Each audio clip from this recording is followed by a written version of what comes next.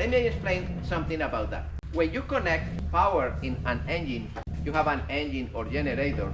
Normally the connection is connect the battery directly here. When you connect the positive of the battery cable over there, you provide power for the entire engine, including the harness, because that point is connected with this. If you connect power here, you connect power over there, and you have power over there, including that point, and you have excitation permanent over there.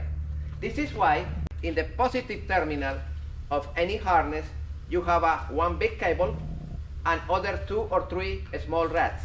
One small rod to feed power here, other small rod to bring power here. All right, I don't use that relay right now and that one.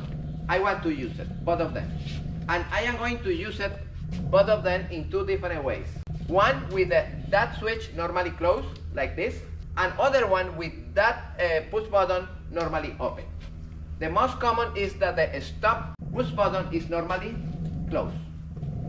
In other words, the current pass over there constant all the time. Now the engine is running, but I need to stop the engine. How can I stop the engine quickly? Removing the power to this pump and that solenoid. That's number 1. If I am in the engine room in emergency, I have fire, what is the other way to stop an engine? Close the air at the input of the turbo. Be careful. Don't close the air with your body, no?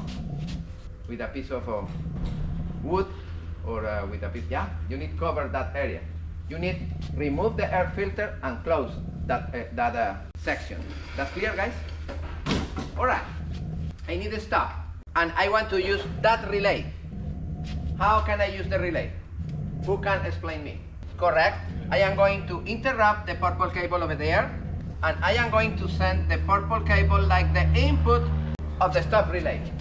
And I am going to continue the output here, but I need to feed that point constantly, because I need that this point pass over there all the time. If it's constant, I am going to bring constant power over there. What happened when I press that button? I interrupt that constant power, and I interrupt this one, and bingo finito, the engine stops. You understand?